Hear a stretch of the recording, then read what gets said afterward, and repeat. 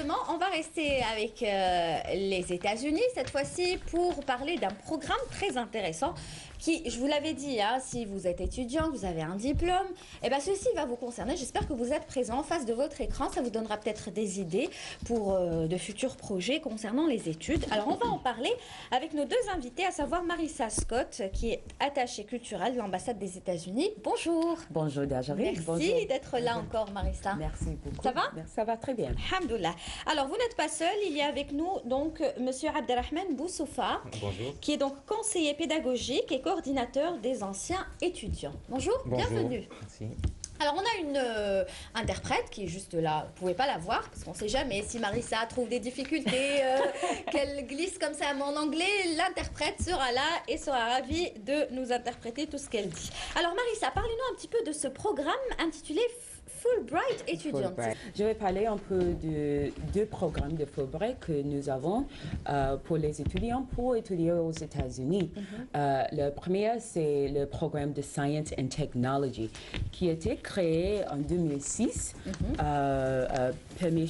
Il y a seulement 40 étudiants qui sont choisis chaque année dans le monde entier pour ces programmes en sciences et ingénierie. Les domaines d'études éligibles sont les suivants: l'aéronautique et astronomie, biologie, ingénierie, biomédicale, chimie, informatique. Mais je veux être très clair que il n'y a pas de possibilité pour les gens qui étudient la médecine. Déjà, je récapitule ce que vous venez de dire. Ce programme, vous avez dit, existe depuis 2006? Oui, de sciences et technologies. De sciences et technologies, où il y a 40 étudiants. Donc, dans le monde entier. Du monde entier. Pas seulement, oui. D'accord. Et ça concerne différents domaines. Oui, différentes filières plutôt. Exactement. Sauf la filière de la médecine qui n'est pas concernée. Oui. D'accord. Vous avez cité les sciences, technologies, santé publique, mathématiques, neurosciences et sciences cognitives et tout ça. Mais il y a des éligibilités seulement d'être de nationalité algérienne. Très bien. Oui, parce que là, vous revenez donc aux critères. Oui, exactement. Très bien. Avant de parler des critères, Marissa, d'abord, on va poser la question à monsieur le conseiller pédagogique. Quand on dit conseiller pédagogique, c'est-à-dire vous vous occupez vous m'avez dit des anciens étudiants. Ça veut dire quoi exactement? Ça, c'est une autre partie de mon travail. C'est-à-dire que conseiller pédagogique, cela consiste à orienter, à aider les étudiants algériens désireux suivre des études aux États-Unis. D'accord. Donc je les aide en leur donnant des conseils par rapport aux procédures qui sont très compliquées et très longues pour accéder aux universités américaines. Donc je suis étudiante, j'ai envie de participer à ce programme, je viens, elle va continuer, elle va nous dire la procédure et tout, mais vous allez m'aider à pouvoir y voir clair. Ce programme déjà est disponible sur le site de l'ambassade. Il est bien détaillé. On comprend facilement. Tout ça est disponible, toutes ces informations sont disponibles. Et donc, chaque personne qui va sur le site peut avoir toutes les informations. Dans le cas où on a des questions concernant ce programme, mais concernant d'autres choses aussi, on peut me poser la question ou poser la question à la personne qui est responsable de ce Très bien. Alors Marissa, on continue. Vous m'avez dit qu'il faut être algérien pour pouvoir participer à ce programme. Exactement. Aussi, il faut être titulaire d'un diplôme de niveau master au 1er août 2010, avoir un bon niveau d'anglais, c'est-à-dire on peut passer le test de TOEFL avec un score minimum de 550. Donc on est obligé de passer ce test, hein? Oui, c'est nécessaire. Pour qu'on puisse évaluer si finalement on parle bien anglais, on maîtrise la langue. Exactement. D'accord. Parce que ça c'est un programme pour le PhD dans un universitaire prestigieux américain. Et aussi, il faut avoir passé le test de Graduate Record Examination avec un score minimum de 700 à l'épreuve quantitative. Oui. C'est pas très facile, hein? C'est-à-dire qu'il y a quand même des conditions. C'est vraiment pour les étudiants qui, je pense, maîtrisent assez bien l'anglais. Exactement. Mais je pense qu'il y en a pas mal quand même. Si vous avez un score de 550, c'est bien. Ce qui est important, c'est les études, le désireux d'étudier aux États-Unis. Durera 2 ans, c'est ça? 3 ans. 3 ans. Est possible plus que 3 ans parce que c'est pour le PhD. Ça peut être 3 ans, 5 ans. Quand même, bah, oui. c'est bien, c'est très bénéfique.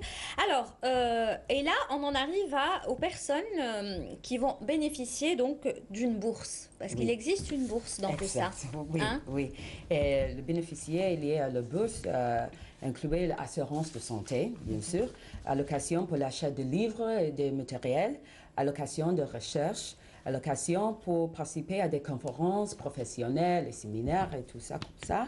Allocation de voyage et pour participer à des activités d'enrichissement culturel aussi. Est-ce que tout le monde va bénéficier de la... Parce que je pense qu'elle n'a pas compris la question. Donc, si vous pouviez la poser en anglais, ça m'aiderait.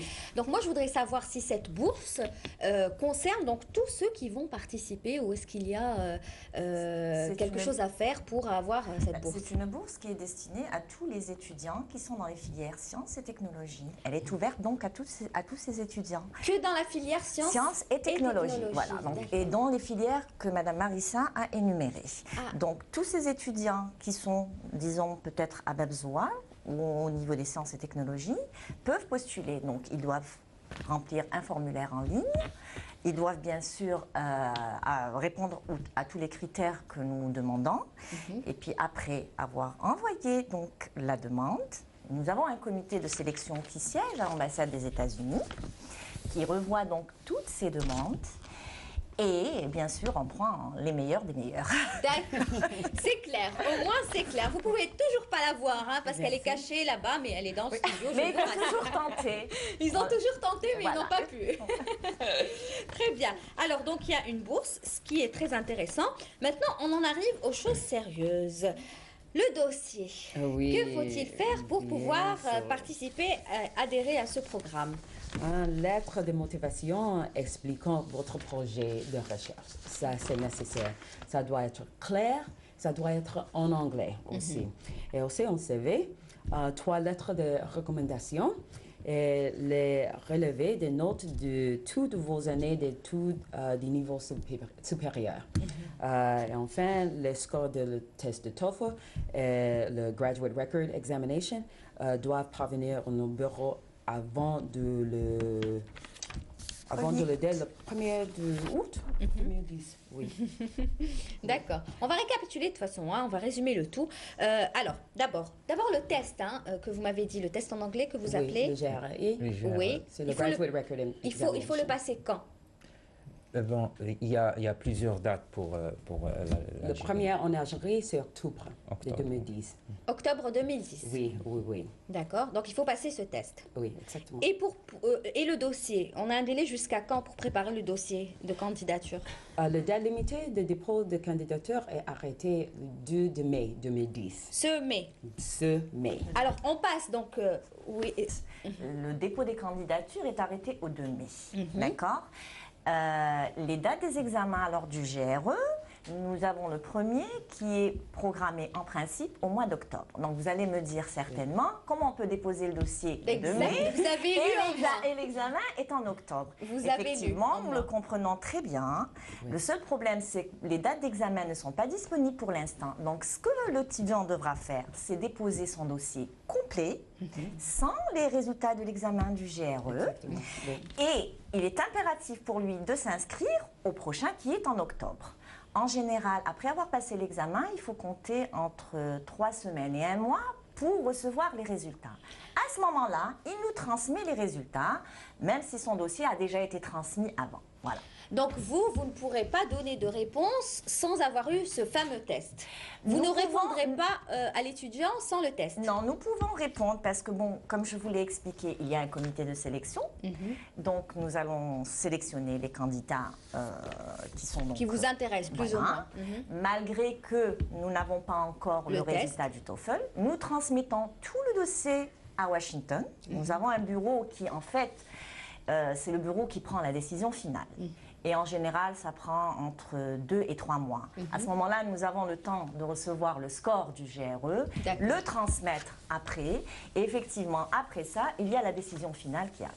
Nous avons un autre programme de Fulbright aussi pour les étudiants pour étudier le master. L'information, c'est dans notre site web. Merci et à très bientôt. Et bon courage donc à tous ceux qui voudraient participer à ce programme.